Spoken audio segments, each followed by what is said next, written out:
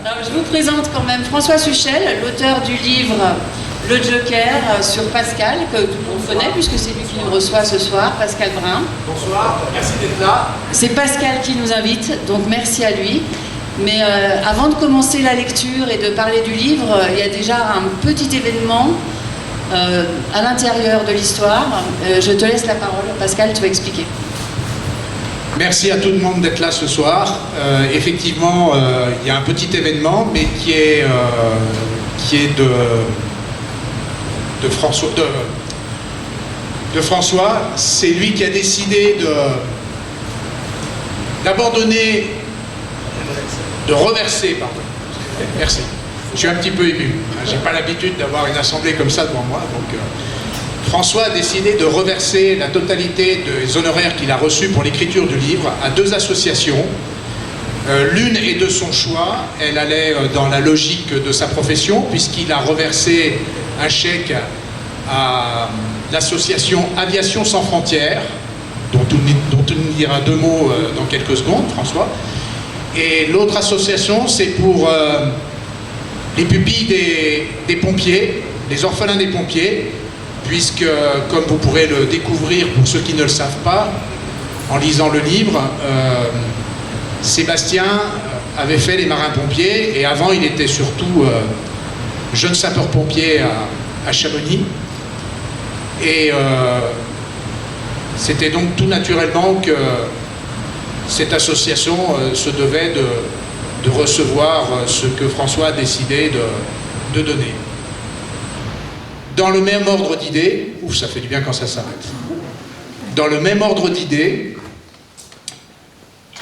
la vente du livre que vous allez acquérir au travers de CMBH, le bénéfice de cette vente ira au profit d'une petite association à caractère sportif, puisque, et nous avons dans l'assemblée ses parents, sa famille, Guillaume Desmus, qui est le fils de Régis, qui malheureusement a disparu dans le crash de 2011. Guillaume est un jeune athlète de haut niveau, il est en équipe de France B en biathlon, et il est sur le circuit européen et mondial, et malheureusement, il n'a pas de sponsor. Donc Guillaume est à la recherche de sponsors, et j'ai décidé que le bénéfice qu'on pouvait faire sur la vente des livres que vous allez acquérir au travers de CMBH irait à l'association que sa famille et ses amis ont décidé de monter pour le soutenir. Voilà.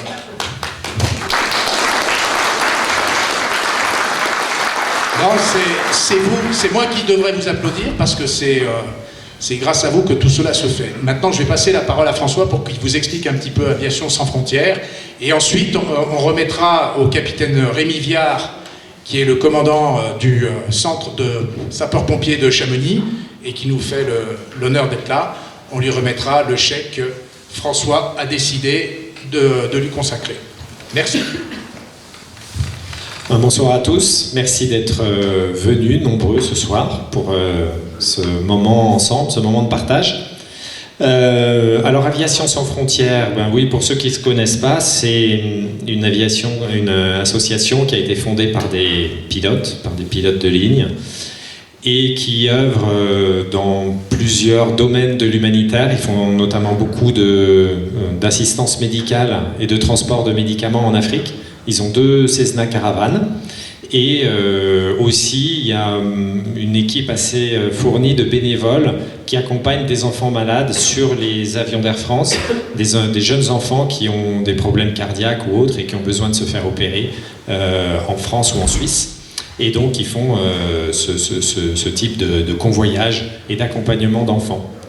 Voilà, donc c'est vrai que moi j'ai écrit ce livre avec beaucoup de plaisir et d'intensité sur le parcours de Pascal.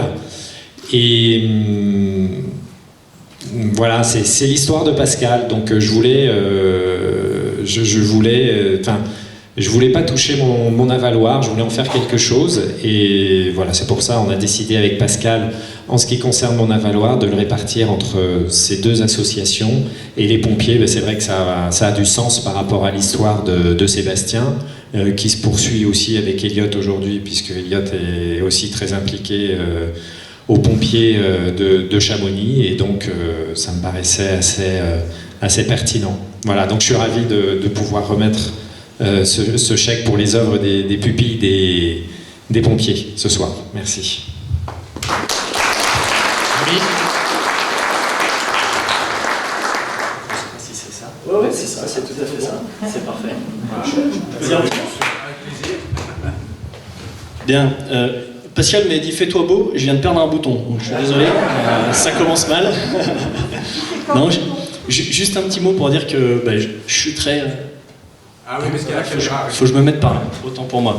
Non, pour dire que je suis très touché par ce geste. C'est vrai qu'il y a une vraie histoire qui lie Pascal aux sapeurs-pompiers et qui lie, on va dire, la famille Brun aux sapeurs-pompiers.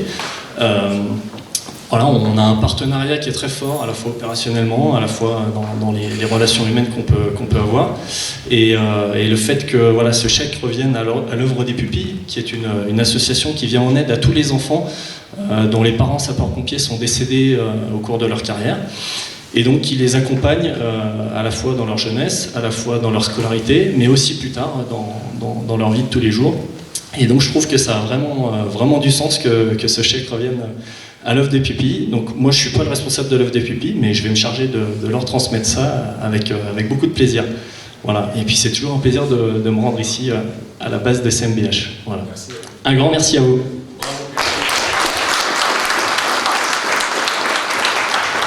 On va poser le décor déjà.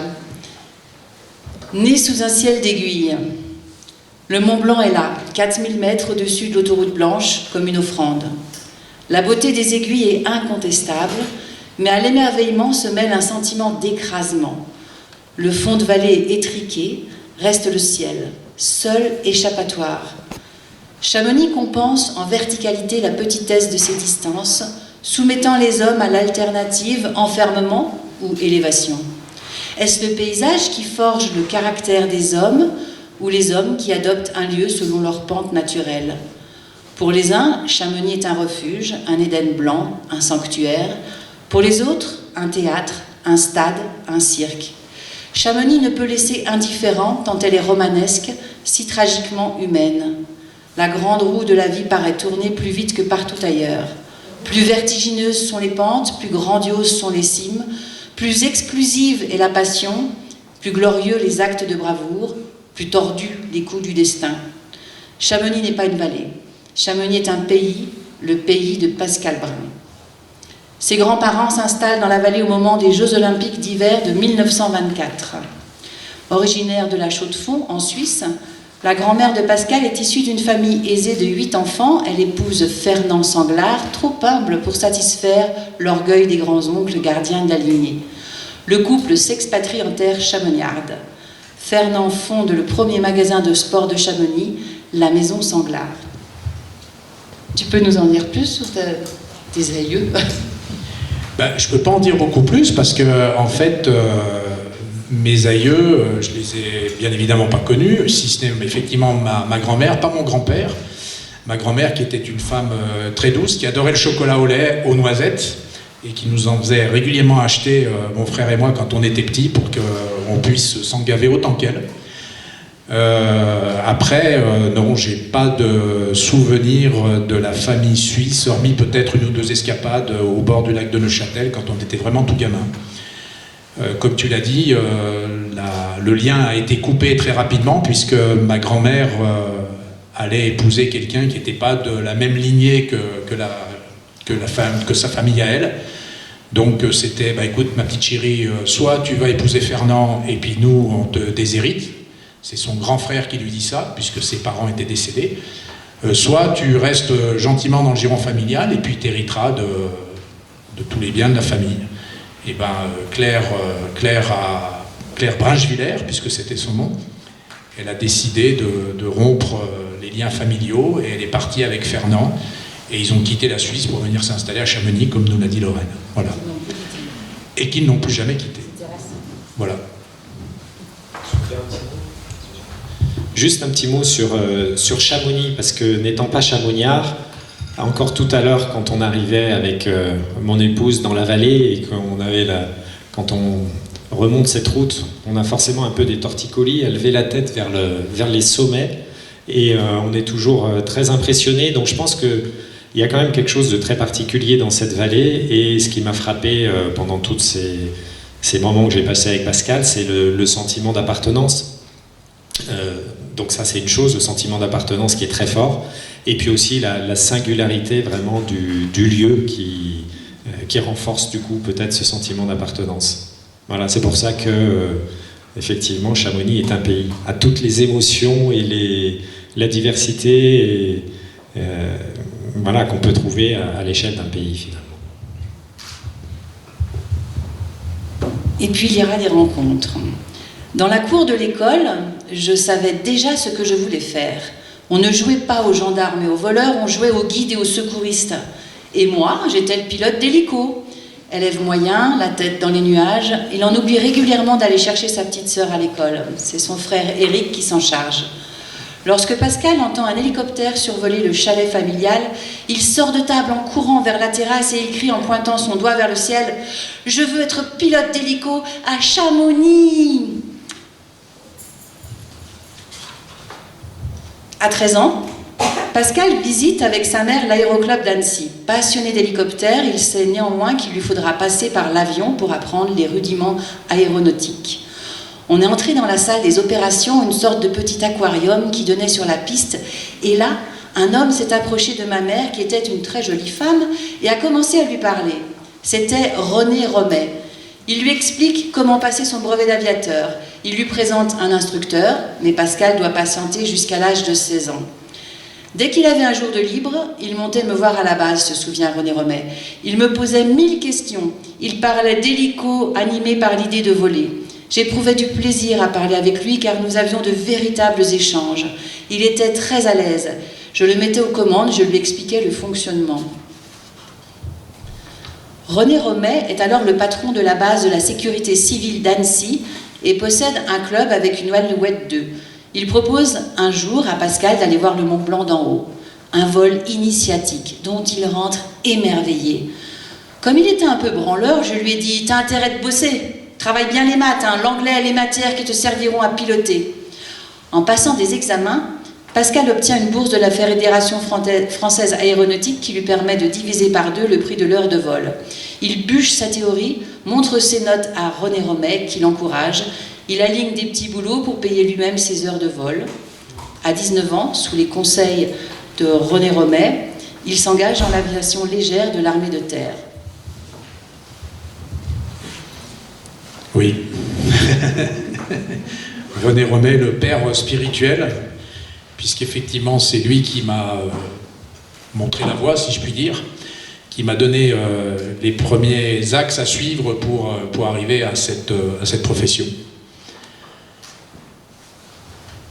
Ta rencontre avec René Romet quand tu... René Romet, c'est un personnage, hein, c'est un personnage haut en couleur qui, je ne sais plus quel âge il a exactement, 80 et quelques je pense, et très, très volubile, très, voilà. J'ai une anecdote marrante, c'est que donc la première fois qu'on se voit, il me dit « Ah, vous écrivez des bouquins, vous voulez pas écrire ma biographie ?» Et puis il a commencé à te dire « Oui, alors moi j'ai écrit ça, tel truc sur les secours, tel truc sur machin. » Et puis après il m'a regardé en rigolant et me dit « Oh, j'avais un nègre. » Ouais, c'est un garçon qui est... Enfin, un garçon, c'est un monsieur qui est effectivement plus très jeune, mais qui a toujours le même enthousiasme, le même humour et la même boulimie de vie. Il croque la vie à pleines dents, René. Quelques anciens du PG qui sont là peuvent en parler et le confirmer. Et l'armée, tu peux nous en dire quelques mots quand même? Tu es rentré à 19 ans, c'est ça? Oui, je suis rentré, j'avais tout juste 20 ans. L'armée, la grande muette. Non, l'armée, je ne vais pas cracher dans la soupe, c'est dans l'armée que j'ai appris les rudiments du métier, mais ce n'est pas dans l'armée que j'ai fait ma carrière, alors que j'étais certain que j'allais faire les 15 ans que proposait à l'époque le profil de sous-officier, 15 ans dans lesquels j'allais devenir instructeur pour augmenter mon carnet de vol et mes compétences. Et à l'issue de ces 15 ans, j'imaginais rentrer dans la sécurité civile pour finir sur la base d'Annecy, qui, une semaine sur deux, monte une permanence à Chamonix pour le secours en montagne. En fait, j'ai vécu une expérience militaire, puisque je suis parti en opération au Tchad. Je vous rassure, c'était la guerre là-bas, mais nous n'étions pas partis pour faire la guerre, nous étions partis pour faire de la pacification, ce qui est totalement différent. Nous n'étions pas les casques bleus de l'ONU, mais néanmoins, on était là pour essayer de calmer les esprits. Et en fait, je me suis retrouvé avec des officiers, donc des gens que je considérais beaucoup plus intelligents que moi. Et leur état d'esprit n'était surtout pas le mien, puisqu'ils étaient là pour casser du noir. Et c'était pas du tout... Alors, je généralise pas, je précise bien que ce sont quelques-uns des officiers qui nous ont encadrés. C'est pas l'état d'esprit de l'armée, je tiens bien à le rappeler ici. Mais bon, ça m'a vraiment ouvert l'esprit et je me suis dit non, je suis pas fait pour ce métier. Donc quand je suis rentré de ces 6 mois du Tchad, je laisse la suite à l'oreille.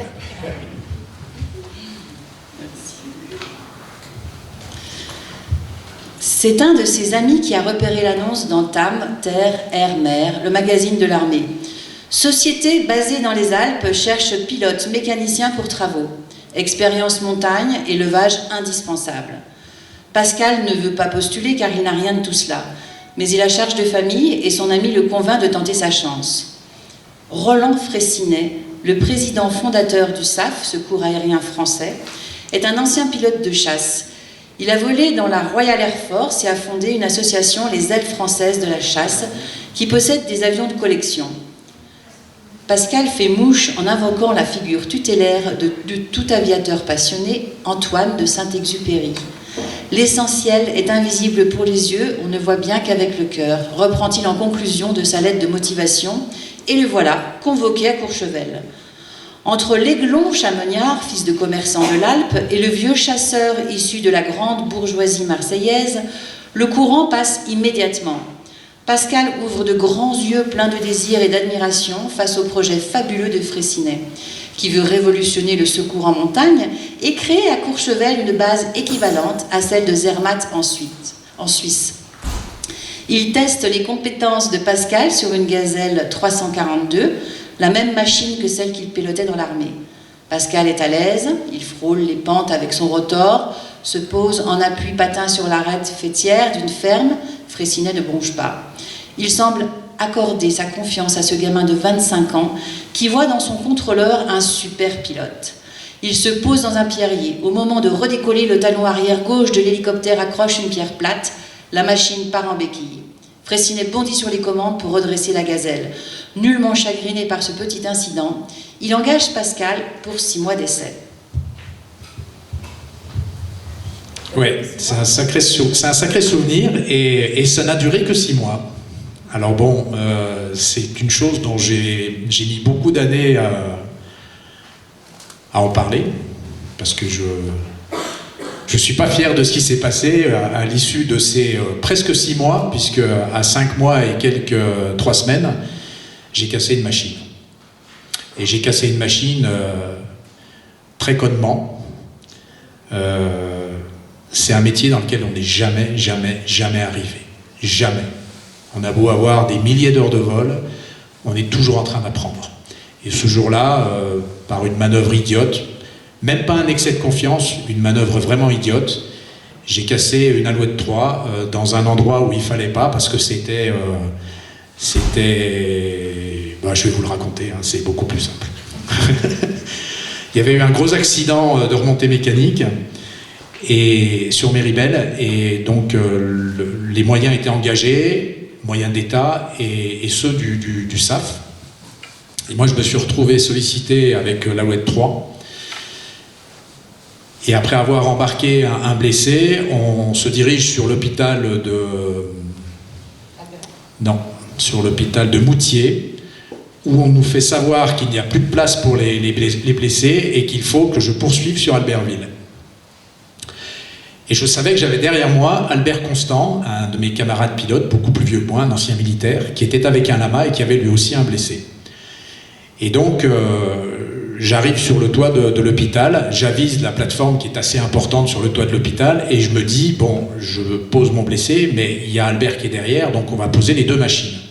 Plutôt que d'appeler Albert à la radio et lui dire où est-ce que tu en es, ce qui m'aurait laissé le temps de débarquer mon blessé, je me suis posé, j'ai vu que je pouvais me décaler sur la gauche, mais sur la gauche, il y a la cage de l'ascenseur qui permet de redescendre ensuite les blessés aux urgences. Et sur la façade de la cage de l'ascenseur, il y a un projecteur légèrement proéminent que je n'ai pas vu. Donc je redécolle et je me serre contre la cage de l'ascenseur. Et plutôt que de poser la machine pour vérifier la place laissée libre à droite, je reste en stationnaire et je tourne la tête à droite pour regarder la place laissée libre. Et évidemment, un stationnaire, surtout à mon âge et au peu d'expérience que j'avais à peine 1000 heures de vol, on ne le tient pas comme ça. J'ai bougé et le rotor a été tapé le projecteur. Donc inutile de vous dire que ça a fini en catastrophe. J'ai plaqué la machine au sol, les pales, une partie des pales se sont désintégrées. C'est une Alouette 3, ça a des roues.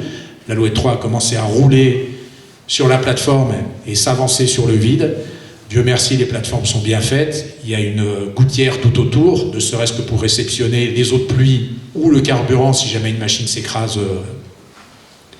Bon. Et la roue avant a été se bloquer dans la gouttière. Donc on était au-dessus de l'entrée des urgences d'Albertville avec une machine qui était détruite et un patron qui m'avait fait confiance et que je venais de trahir quelque part en faisant une connerie. Donc je ne suis pas fier du tout, mais ça m'a fait un bien fou parce que je me suis retrouvé mis à pied, bien évidemment, et le rêve se brisait. Sauf que j'avais en face de moi un patron qui avait un cœur énorme et qui m'a bien fait comprendre, en me donnant cette leçon, qu'on n'était jamais arrivé et qu'il fallait beaucoup d'humilité, beaucoup de patience pour devenir un pilote. Ça m'est arrivé encore il n'y a pas très très longtemps en rentrant de Cayenne de me faire peur parce que les conditions étaient vraiment marginales et que tout simplement c'était compliqué. C'était compliqué et on a toujours du carburant, donc la possibilité d'aller ailleurs si en se présentant sur un aéroport, les conditions météo sont telles que l'atterrissage est délicat.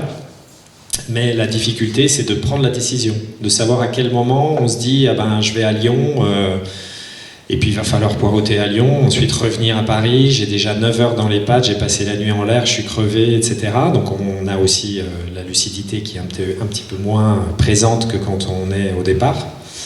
Et donc voilà, mais bon, c'est plein de choses qui font partie du métier et qui en même temps en font la noblesse, c'est qu'on a des décisions à prendre. Voilà, on est tellement parfois dans une société où eh bien, on veut nous enlever un certain nombre de décisions que c'est un vrai bonheur de pouvoir en prendre, même si effectivement ça veut dire aussi des responsabilités. Alors c'est vrai que la différence entre nos deux métiers est énorme. Il a une responsabilité colossale. On pourrait se dire que ce soit 2 passagers ou 300 passagers, la responsabilité finalement elle est la même, mais on a une liberté de manœuvre dans nos petites machines qui est quand même très très différente et ça a d'ailleurs un petit peu ému certaines fois François. Ouais. On en parlera peut-être plus tard. En tout cas, moi ce jour-là j'ai pris une grande claque parce que Roland Fraissinet avait misé sur un cheval, en l'occurrence ma personne. Il faut savoir qu'à cette époque, des jeunes pilotes qui avaient totalisé tout juste 1000 heures de vol et qui sortaient du milieu militaire, on les embauchait pas. On n'embauchait que d'anciens militaires qui avaient 2500, 3000, 4000 heures de vol. Ils n'avaient pas un gros bagage, mais malgré tout, ils avaient beaucoup plus qu'un simple tout jeune qui a juste 1000 heures de vol. Donc, il n'a pas été content, ça c'est sûr. Nonobstant de la valeur de la machine, bien évidemment. Le 15 décembre 1986, Pascal pose ses valises en son pays pour ne plus jamais le quitter. Son prédécesseur le remplace à Courchevel. Le maire de Chamonix, en tant que responsable de la sécurité des personnes et des biens sur son territoire, veut développer un service de secours sur piste jusqu'alors dévolu aux gendarmes du PGHM. Roland Fraissinet, dont c'est le fonds de commerce en Savoie, s'empresse de répondre à l'appel d'offres avec l'idée d'aller beaucoup plus loin, Selon lui, il ne revient pas aux contribuables français de financer le secours en montagne en dehors des domaines skiables, mais aux assurances privées comme cela se pratique en Suisse. Il entend bien dynamiter le système qui s'est construit peu à peu depuis le ratage historique du sauvetage de Vincent Don et Henry en 1956 et qui se fonde sur la gratuité des secours, tout au moins pour l'alpiniste en perdition, qu'il soit américain ou tchèque. Lorsque Pascal Brun, jeune pilote de 26 ans, employé du SAF, revient dans sa vallée natale, ses rapports avec les gendarmes du secours en montagne s'inscrivent dans ce contexte. Il intervient tour à tour sur réquisition du PGHM lorsque l'hélicoptère d'État est déjà engagé sur d'autres missions et sur demande de Roland Fraissinet, désireux de mettre en œuvre sa vision. Dans la douleur, Pascal exécute les missions, mais il évite les conflits, s'efforçant de rester souriant et disponible. Sporadique au début, les appels se multiplient auxquels Pascal répond toujours favorablement. Il tire profit de son lama plus performant que les Alouettes 3 des gendarmes de la sécurité civile. Le secours, c'est la plus belle façon d'utiliser l'hélicoptère, dit-il. On pousse le bouchon toujours un peu plus loin avec une volonté farouche d'y arriver, car une vie est en jeu. Roland Fraissinet ne poursuit pas uniquement la chimère du secours en montagne payant, il soigne ses contacts auprès de la société d'aménagement du téléphérique Argentière-Lognan. L'homme d'affaires croit en la valeur ajoutée de l'hélicoptère pour le travail aérien de montagne et il compte sur Pascal, son homme de main dans la vallée, pour concrétiser son ambition. Durant cette période, le casting du SAF Chamoniard se complète d'une forte tête. Roland Fraissinet recrute Nadine Coutet, native du hameau du Lavancher, au secrétariat à la comptabilité de la base. Nadine est un caractère sans rondeur, un amour inconditionnel de sa vallée, un engagement total dans tout ce qui lui plaît. Son rôle ne fera que grandir avec les années jusqu'à ce qu'elle devienne la véritable tour de contrôle des activités aériennes de Pascal. Oui, c'est un travail d'équipe, mais pas seulement dans la machine. Et en fait, on a réussi à développer une activité de plus en plus grandissante. Et la présence de Nadine fait d'elle la cheville incontournable du système, puisque c'est elle qui répond au téléphone, et c'est surtout elle qui prend les premiers coups. Parce que l'hélico est parti travailler, les conditions météo ne sont pas toujours forcément très bonnes, et on prend du retard. Et les clients qui se suivent les uns après les autres sur des journées au planning parfois très serré, eh ben téléphone. Il est 10h15 et il devrait être là depuis plus d'une demi-heure. Où est-ce qu'il est ? Au début, on n'avait pas les infrastructures comme on les a maintenant. Les liaisons radio n'étaient pas toujours aussi bonnes. Donc elle a pris quelques bonnes engueulées et il fallait les épaules un peu larges pour pouvoir supporter tout ça. C'est encore le cas aujourd'hui, peut-être plus encore ces derniers temps où avec le Covid, force est de reconnaître que les gens sont devenus un petit peu agressifs et donc on a des fois des situations un petit peu cocasses au téléphone et son caractère de chamoniard permet de répondre de façon pas toujours aussi ronde que ce que tu le disais, mais bon, je dois reconnaître que sa place n'est pas facile, donc comme je leur dis, c'est elle qui prend quand même les premiers coups. En tout cas, je la remercie grandement pour toutes ces années qu'on a passées ensemble et qui nous permettent d'être là aujourd'hui. Tes rapports avec le PGHM ? Mes rapports avec le PGHM... à l'époque du SAF, je parle. À l'époque du SAF, alors ils étaient compliqués vis-à-vis des autorités du PGHM, enfin, ils étaient compliqués du côté des autorités du PGHM vis-à-vis du SAF, mais moi, j'étais jamais que l'exécutant. Donc je peux dire que j'ai eu la chance de rencontrer des officiers qui étaient bien inscrits dans leur arme et qui ne voyaient pas forcément d'un bon œil arriver des privés. Mais comme j'entretenais de bons rapports avec eux, ça s'est toujours remarquablement bien passé. Et nonobstant tout ça, ce qui était primordial et qui le reste pour moi, c'était le résultat de la mission qui pouvait m'être demandé à ce moment-là. Quid du rapport économique, quid du rapport politique, ce qui est important, c'est la victime. Et que ce soit dans leur état d'esprit ou dans le mien, c'était pareil. Je crois que et Stéphane qui est au fond là-bas peut peut-être abonder dans ce sens-là, je crois que j'ai toujours joué la carte du secours et de la victime. C'est ça qui importe. C'est pas qu'on soit bleu, rouge, blanc, privé... d'État, ce qui importe, c'est vraiment de s'intéresser à la mission et à son résultat, donc à la victime.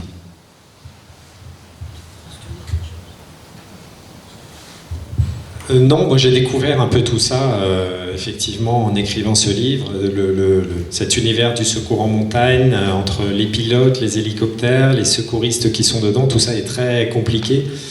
Et bon, il y a toujours des questions qui, à mon avis, reviennent régulièrement sur la table, hein, l'histoire du secours en montagne payant ou gratuit. Et peut-être qu'à l'avenir, ça risque aussi de susciter encore des débats. Je ne pense pas que le débat est complètement fermé là-dessus. Mais en tout cas, à Chamonix, il y a cette spécificité qui tient à l'histoire et qui donc est liée remonte à l'histoire de Vincent Don et Henri, à ce secours-là, et qui crée un peu une spécificité, une autre, qui fait que, voilà, on en revient au pays de Chamonix.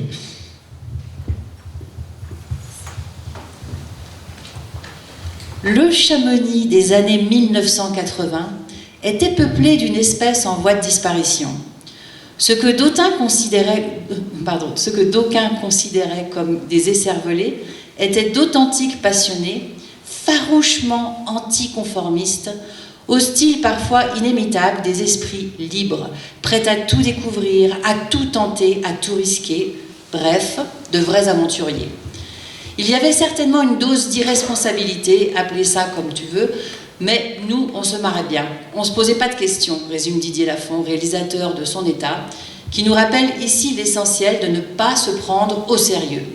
Maître en la matière, il est l'auteur du film Apocalypse Now, une œuvre décalée sur l'affrontement entre deux bandes d'affreux skieurs rivalisant de cascades du côté des Arcs.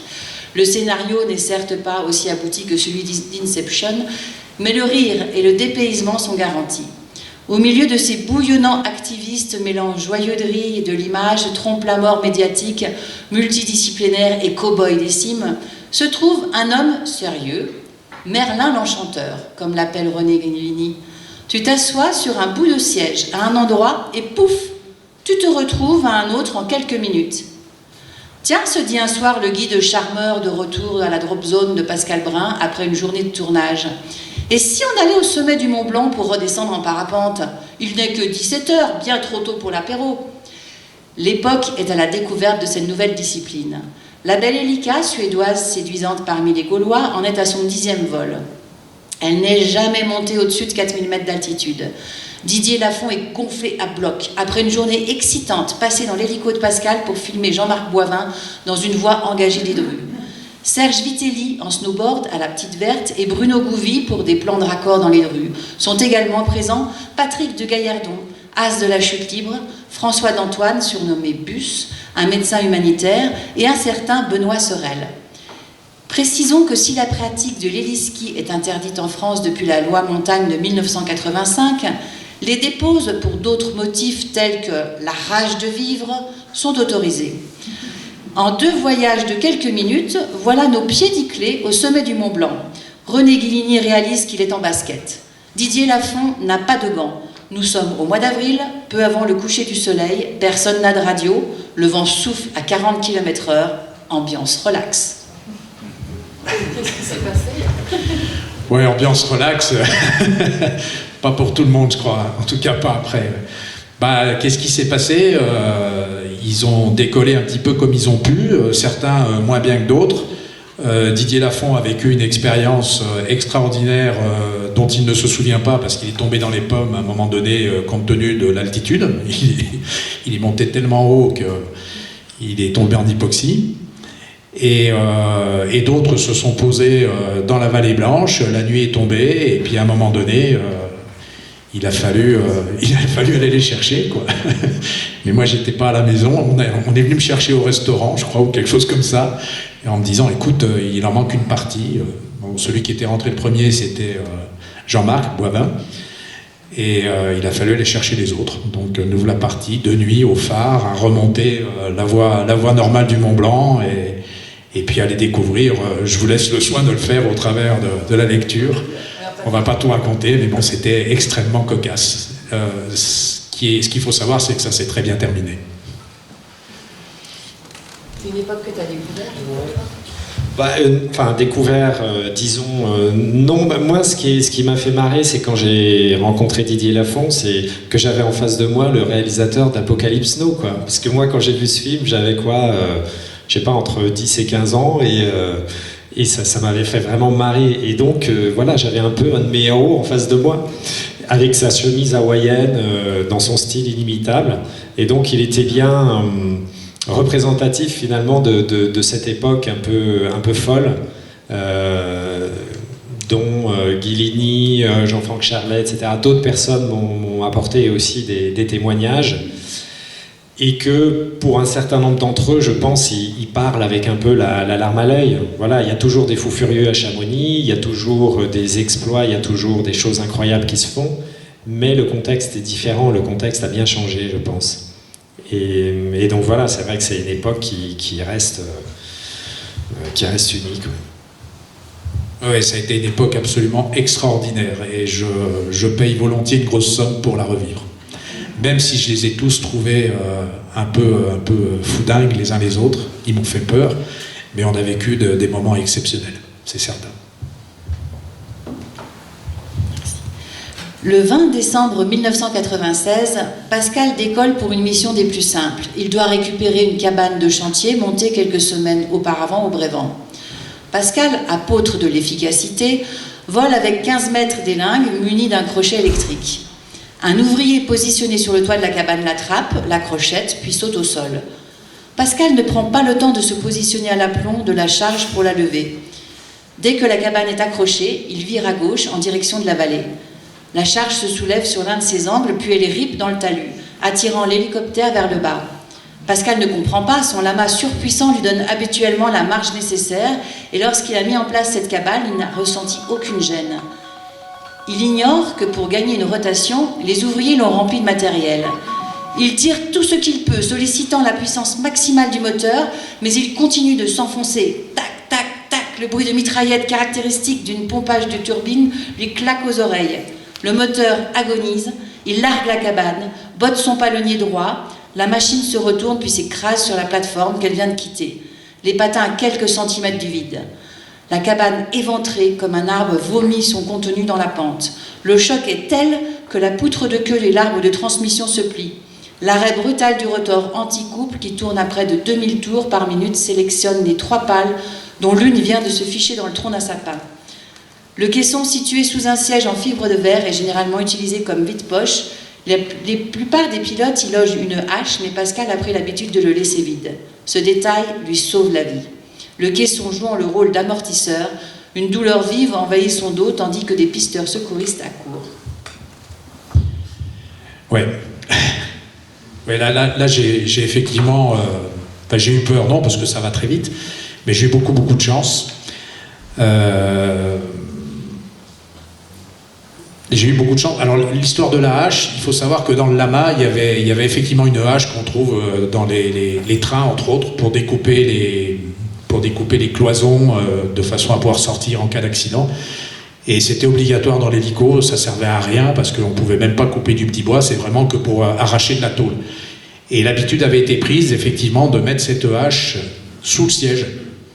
Et la hache, elle a un bord tranchant, mais elle avait également un bec. Donc je vous laisse imaginer si effectivement on vient se planter les fesses là-dessus.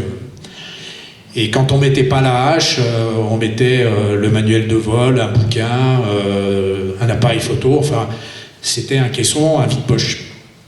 Et j'avais pris l'habitude de voler avec ce vide-poche vide. Et grand bien m'en a pris, puisque c'est ce vide-poche, quand il s'est écrasé, qui a permis que mes vertèbres ne fassent pas ce que le vide-poche a fait, quoi. Donc j'ai eu là aussi beaucoup de chance. Donc ce métier d'héliportage, c'est pas sans conséquence. Ah oui, non, le métier d'héliportage, il n'est pas sans conséquence. Hein. De toute façon, la montagne est déjà pas sans conséquence, ça c'est sûr, mais plus encore quand on y rajoute des spécificités, que ce soit le guide, que ce soit les travaux en paroi, le pilotage d'un avion, d'un hélicoptère, non, c'est pas sans conséquence. Tu abordes d'autres passages sur les aspects quand on vole ensemble. C'est pour voir si je reviens bien. Si on parle en je vais dire après, ça sera bien. dire. Vous n'avez pas trop froid, j'espère, parce que si on met en route le chauffage, On s'entend plus. Pas bien s'entendre. Mais on va se dépêcher. Depuis 34 ans, Pascal Brun est un acteur majeur de ce processus qui dévoile le massif du Mont Blanc sous tous les angles pour le bonheur des touristes et des pratiquants. L'hélicoptère est au réalisateur ce que le scalpel est au chirurgien, l'instrument de pénétration. Car l'alpinisme est un sport sans stade. Sans la médiation de l'image, ces étoiles ne brilleraient pas du même éclat. Pascal Brun peut revendiquer sa part dans le retentissement de la plupart des exploits des 3 dernières décennies. François Damilano nous le rappelle. Il a vu passer tous les grands acteurs, tous les clowns, peu importe comment on les appelle, tous les actifs, tous ceux qui ont réalisé des performances, à tel point qu'il a une vision presque historique de nos activités ici. Tout le monde est monté dans l'hélico de Pascal pour des projets très structurés, très académiques, mais aussi les trucs les plus fous qui s'inventent en permanence à Chamonix, laboratoire en ébullition permanente et unique au monde. Dans les galeries d'art de Chamonix, on s'arrache des panoramiques saisis à bord de son écureuil B3. Dans les magazines spécialisés, on ne compte plus les publicités qui n'auraient jamais vu le jour sans ces services logistiques. Dans les salles de cinéma, on frissonne, on s'amuse sans s'imaginer ce qui se joue derrière l'arrière-cuisine de nombreux longs métrages tournés au pays du Mont Blanc. Tenez, admettons que l'ascension de l'Everest vous tente, mais que vous soyez trop soucieux de votre bilan carbone pour vous rendre au Népal en avion. Michel Pelé, guide de haute montagne et conseiller technique sur le tournage du film L'Ascension, inspiré du livre Un tocard sur le toit du monde, a la solution. J'en ai bouffé de la machine avec Pascal, se souvient-il. Je partais le matin à la DZ, seul ou avec un autre guide, et j'allais chercher un décor qui ressemblait le plus possible au lieu réel. Pour la fameuse cascade de glace qui domine le camp de base de l'Everest, le cahier des charges était serré, il lui faut dénicher une crevasse qui fasse peur et qui offre la possibilité d'installer 40 personnes autour, sans qu'aucune personne ne tombe dedans, sans quoi la fiction rejoindrait la réalité. Ouais. Merci Michel pour tous ces bons moments qu'on a pu passer ensemble. Merci de m'avoir fait monter au sommet de l'Everest, Michel. Je sais que tu y es allé 3 fois, je crois, non? Une fois, pardon. Une fois, je sais que tu y es allé une fois. Mais moi aussi, j'ai été payé pour aller au sommet de l'Everest. Mais j'y suis allé avec Michel et franchement, l'Everest, c'est pas si difficile que ça. Hein. Non, le cinéma, c'est du cinéma, mais c'est des très bons moments aussi. Vous le découvrirez dans le livre, il y en a qui se font prendre à leur piège et c'est assez truculent. Oui, alors je dois dire que Michel m'a fait beaucoup rire avec son témoignage et que j'ai beaucoup ri aussi en écrivant cette partie. Il y a plein de choses qui se passent en fait à Chamonix. Hein. Là, c'est même plus un pays, c'est un continent. C'est le centre du monde. C'est le centre du monde. Pascal Brun tient du paysan. Voilà 30 ans qu'il laboure le ciel de Chamonix avec la même constance, le même dévouement que le cultivateur dans son champ. Au lever du jour, il débute ses activités et ne prend de repos que lorsque toutes les tâches prévues à son programme sont achevées ou lorsque la nuit tombe. Qu'y a-t-il de plus urgent que la vendange lorsque le raisin est mûr? Viendrait-il à l'idée du vigneron de laisser son trésor se gâter sur pied parce qu'il est 17 heures? L'agriculture a été inventée avant l'horlogerie. Pascal ne connaît pas d'autres horaires que celui de la nature. Il décolle 30 fois par jour. Il grimpe vers les crêtes, plonge au creux des vallons, survole en stationnaire, emporte des charges, des hommes, des outils. Et il va et vient dans son domaine, les pieds sur le palonnier, les mains sur les commandes, le sens en alerte, à l'écoute du moindre soubresaut de sa machine, et cela du 1er janvier au 31 décembre. Comme le pâtre, Pascal connaît chaque caillou de son alpage. Il sait lire la forme des nuages, la teinte subtile d'un ciel, le reflet trompeur d'un glacier, le message du givre sur l'herbe fraîche du matin. Son troupeau, c'est la vallée tout entière, dans le sens où il en a le souci permanent, où il se sent une forme de responsabilité à veiller sur elle. Ici, un éboulement, sous le col de la République, signe inquiétant du délitement de la montagne. Et là, une accumulation de neige soufflée menaçant le col des Montets. Il est au courant de tout, il voit tout, tel une sentinelle perchée dans son mirador au-dessus des toits de Chamonix. Lorsque Jean-Louis Verdier était en charge de la sécurité à la mairie, il n'était pas rare que Pascal l'appelle pour lui confier ses inquiétudes à l'issue d'un vol. Grâce à sa connaissance du massif, il l'a souvent aidé à prendre ses décisions. Il est toujours sollicité en période de crise pour sa vision globale sans cesse actualisée. Sa danse avec les cimes n'est donc pas qu'un jeu, c'est un devoir qu'il s'est assigné. Partir loin de sa vallée trop longtemps lui ferait craindre qu'une brebis s'égare sans qu'il s'en aperçoive. Le lien de confiance qu'il a patiemment tissé avec tous ses interlocuteurs vient du fait qu'il n'attache pas plus d'importance à une tâche qu'à une autre. Tout est d'égale priorité à ses yeux. Accepter un contrat vaut un engagement total, de sorte que personne n'a jamais eu à souffrir d'un oubli, sauf cas de force majeure. Comme le dit son avocat et ami Laurent Touvenot, son talent est d'avoir su s'inscrire dans l'ADN de ces montagnes, ce qui n'est le cas d'aucun autre pilote. Waouh! Je crois, François, que... Ouais. Non, d'abord, je veux te remercier parce que c'est vraiment, je crois, le passage qui m'a le plus ému. Et... ouais. De Berger. Oui, Berger, mais j'aime ce milieu, j'aime les gens qui sont dans ce milieu, et putain, quand ça va s'arrêter, ça va être très très dur. Oui, moi c'est ce que j'ai ressenti en fréquentant Pascal. C'est plus qu'un attachement à cette vallée, mais c'est la manière dont il conçoit son métier. Je pense qu'il y a un engagement total qui a eu un certain prix pour lui, pour ses proches, mais bon, ça c'est pas dans le livre. Mais oui, je vois ça vraiment comme un berger. Je pense qu'il fait partie de cette vallée, il fait partie de la vie de cette vallée, et c'est pas un pilote comme un autre. C'est aussi pour ça que peut-être il est aussi sollicité, et aussi beaucoup de gens lui font confiance. C'est parce que voilà, il mêle le sérieux, la compétence et un engagement total. Alors je dis pas ça pour le flatter, mais parce que je le pense réellement, et c'est aussi le contenu des témoignages que j'ai capté. J'ai interviewé plus de 50 personnes, donc ça représente quand même pas mal de monde, un peu tout azimut, des gens qui l'ont côtoyé sous différents aspects de son activité, et absolument tous m'ont dit la même chose. Donc bon, il n'y a probablement pas de hasard quand même. Touché, coulé. Merci infiniment. Un dernier petit passage.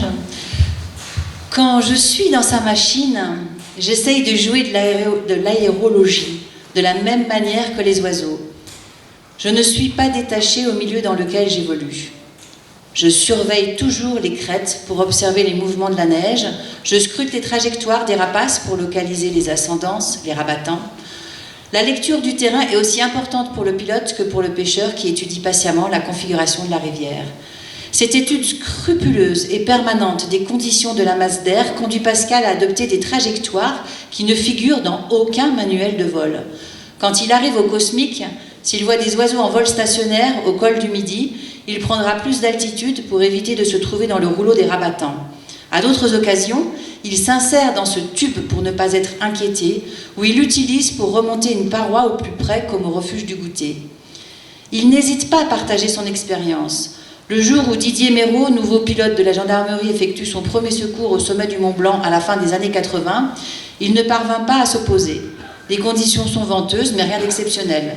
Pascal ravitaille au même moment le refuge du goûter. Méraud l'appelle sur la fréquence pour solliciter ses conseils. En faisant une approche classique, il se faisait brasser. Il s'enfonçait à chaque fois en une courte finale. Il était obligé de dégager, se souvient Pascal. Je lui ai conseillé de me suivre. Et je lui ai montré une approche qu'on n'apprend pas dans les écoles. Le vent du nord tapait de face du Mont Blanc, je m'y suis collée et je l'ai remonté en crabe en me laissant porter par le vent. Je lui ai dit, dès que la queue est à 1,50 m au-dessus du sommet, tu ne te laisses surtout pas emporter, tu redresses et tu atterris. Les choucas font comme ça, ils se laissent porter dans l'ascendance jusqu'à effleurer le sommet. Ils sortent les pattes et ils se posent. Le compagnonnage fait partie de la culture aéronautique qui se forge grâce à l'expérimentation plutôt que la théorie. Mais l'accumulation d'expériences n'interdit pas de commettre des erreurs. Les heures de vol s'accumulant, le pilote mature ose ce que sa jeunesse lui interdisait. Il se répète que ça va passer, il repousse les limites de l'acceptable jusqu'au jour où ça ne passe plus.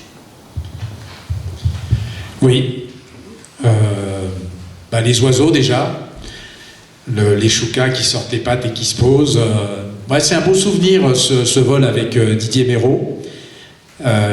Il a découvert une façon de se poser au Mont Blanc qui lui a permis ensuite d'être beaucoup plus à l'aise. Moi, j'ai mis du temps aussi à acquérir cette expérience. J'en découvre encore aujourd'hui les secrets, puisque comme je le dis toujours, on a beau avoir énormément d'expérience, la nature nous rappelle que ça reste la plus forte. Et donc on apprend chaque fois des choses nouvelles.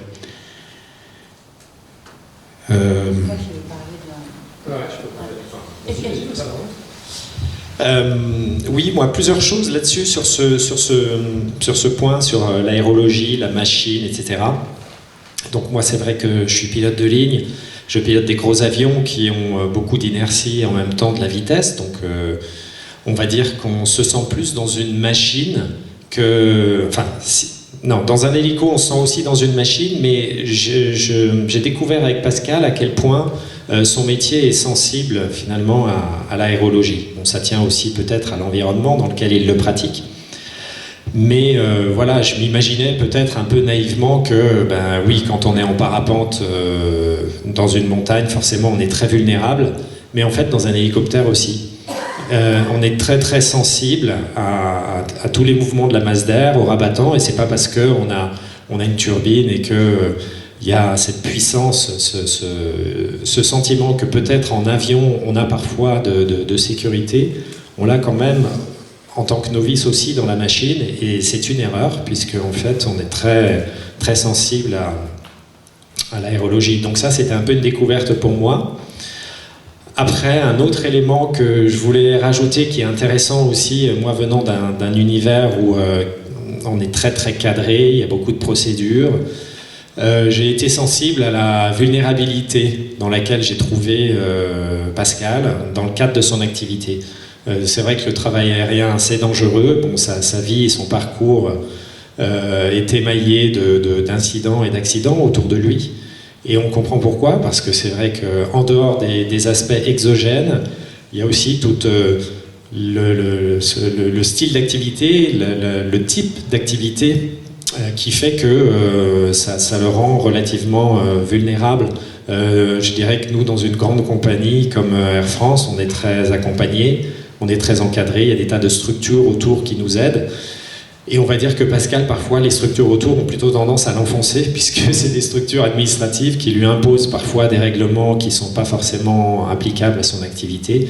Donc ça complexifie finalement les choses. Et voilà, on vit dans ce monde un petit peu complexe. Enfin, tu navigues dans ce monde un petit peu complexe en essayant de tracer ton chemin. Et voilà, j'ai découvert que c'est quand même pas simple, pas facile. Donc... voilà, bravo pour d'arriver à naviguer dans ces méandres qui bien souvent sont un peu des obstacles.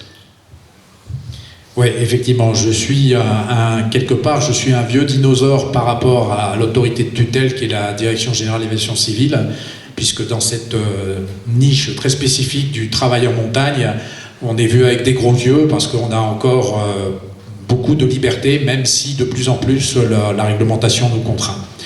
Et en fait, c'est cette liberté qui m'a bercé tout au long de ma vie, qui se referme un petit peu plus à l'heure d'aujourd'hui. Donc les jeunes à venir vont trouver des choses beaucoup plus cadrées. Alors c'est un bien sûr, comme vient de le dire François, mais dans la spécificité du travail aérien en montagne, c'est pas forcément facilement conciliable. Je préfère l'image du chouka qui se fait porter par l'ascendance et puis qui referme un petit coup ses ailes, qui les rouvre, qui les referme et puis qui tout d'un coup sort ses pattes et se pose sur la vire. C'est comme ça que je me vois voler en montagne et malheureusement ça risque de ne pas durer. Mais en tout cas j'en aurais bien profité. Si par hasard il y a des gens qui ont des questions, sinon assez rapidement, Coco, je te rassure, on va remettre un peu de chauffage. Est-ce qu'il y a des gens qui ont froid? Mais oui, mais tout le monde a froid. Ouais. Non, elle a froid, c'est pour ça qu'elle lève le doigt. Désolé, Marianne. Sur ton écriture à toi. Ah. C'est tes mots à toi. Tu as écrit un texte qui s'appelle « Je suis un drogué ». Mon nirvana à moi, c'est le ciel bleu, le doré du granit, le turquoise des glaces, le vent qui balaye les crêtes, les ombres, les lumières, tout ce qui donne à la montagne sa dimension tant à la fois mystique que dominatrice. Je plane, désormais au milieu de ces tours de protogyne, le long de ces parois, au-dessus des crevasses, et là, je suis bien. Là-haut, j'oublie mes soucis, mes angoisses, mes peines. Là-haut est mon jardin secret, tout y est beau, propre et bien ordonné. Et voilà. Merci. Merci infiniment.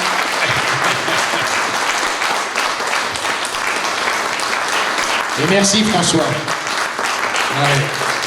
On a partagé des bons moments et j'ai découvert aussi un métier à travers toi. Et on va remettre du chauffage. Et je vous rappelle qu'ils sont là quand même pour dédicacer le livre, si vous le souhaitez, et juste après un petit verre de l'amitié. Merci.